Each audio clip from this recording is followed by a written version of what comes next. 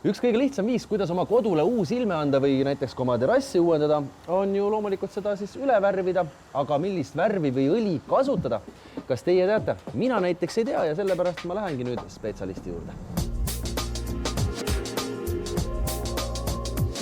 Neid potsikuid on ju nii palju, et kui ma nüüd tahan oma terrassi, ma ei tea, uuendada, hooldada või siis maja fassaadi, millest ma pean alustama?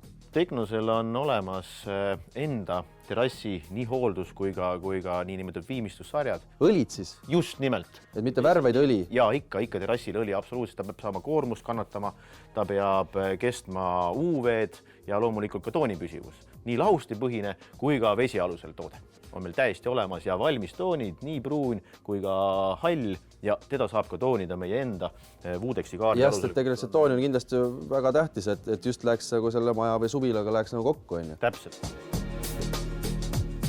Üks asi, mis õlitamise puhul on eriti oluline ja mida paljud inimesed ei tea, ongi see, et üleliigne õli tuleb alati maha pühkida. Ehk siis näiteks sul on terrassilauad 4-5 meetrit pikad, võtad 2-3 lauda, lähed ühest otsast teise, tagasi tulles on puit võtnud endale seda õli sisse juba täpselt nii palju, kui tema tahab sisse võtta ja üleliigne, kui sul on see õlilaik peale jäänud, siis selle sama kas või kuiva pintsliga sealt puhtaks pühkida, et see loik sinna peale ei jää.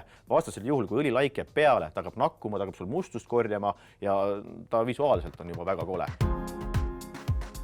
Ütleme, olen terrassi ära teinud, aga ma nüüd tahaks fassaadi ka, siis mis siis tuleb kasutada? Kui sul on lihtsalt vaja värskendust fassaadile, täpselt samamoodi, siin on kogu nende aastate pikkuselt tolmu, õietolmu mustust, kõigepealt tema pesu ja siis edasi. Seal on nüüd 2 varianti, et kui sul on nüüd olnud enne juba lasuurse tooniga, lasuurse tootega kaetud pind. Lasuurne on siis alati läbikumav, ehk siis puit on ilusasti näha. Et ongi see, et kui sa tahad jätkata lasuuriga ja sul on enne lasuurse tootega tehtud, siis ongi see, et siis teab nagu müüa sulle soovitada, et millega edasi, kuidas edasi, mis täpselt toode, millega sa ka enne oled teinud, see on ka oluline, sellepärast, et tihtilugu on see, et on tehtud võib-olla lahustipõhisega ja hiljem peale minna vesialusel. Või siis vastupidi, et seal peab ka teadma täpselt. Ei saa siis ühelt pealt teise peale minna? Lahustipõhiselt sa võid vesialusel peale minna tootega. Kui sul on enne tehtud vesialusel tootega ja ütleme värskemalt, siis võib tekkida konflikt näiteks 2 erineva toote vahel. Aga kallid televaatajad, kui te ei soovi, et teie fassaad oleks lasuurne ehk läbikumav, siis ka sellel puhul on Teknosel teile abikäsi ulatada nimelt Nordica sarja näol. Ja Nordica sari on siis meil Teknose uus tootesari, kus on siis just nimelt katvad puidukaitsevahendid. Siin on nagu siis 3 erinevas läikaastmes toodet meil. On siis nii nimetatud Nordica matt, ehk siis pind jääb matt. Ehk siit tuleb siis umbes selline, no et ongi täitsa matt. Just. Ja siis on meil poolmatt, on siis Nordica Classic. Ja kui sa tahad nüüd tõeliselt läikivat ja tugevat pinda, siis on Nordica Eco. Ehk siis, et siin on pind juba täiesti läikiv. Kui nüüd tuua välja eripärad, siis kindlasti, mida läikivam pind, seda tugevam pind. Sinna loomulikult ei hakka peale tolmud, ehk siis tal ei ole süükest nakkepinda nii tugevat, ehk siis ta on ka tunduvalt kauem tolmuvaba või ehk siis, kui see tolm tekib peale, tekib sul sinna elu peale, vetikas kasvama ja nii edasi. Et see on tunduvalt kestvam, on läikivam pind ja ka tunduvalt tugevam mehaaniliselt, ehk siis ka ütleme seal lapsed panevad sul ratta vasta fassaadi ja nii edasi, et siis seda kohta see nii väga ära ei kribi läikiva puhul.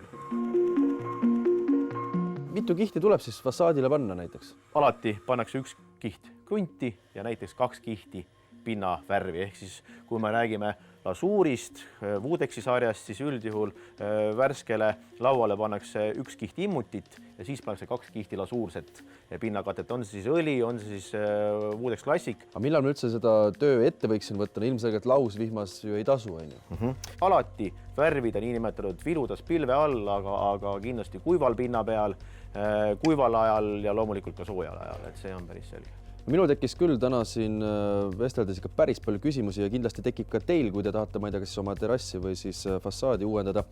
Aga ärge muretsege, need küsimused on kõik igati õiged ja neid tuleb alati esitada, sest müügimehed on ju välja koolitatud, nad oskavad vastata.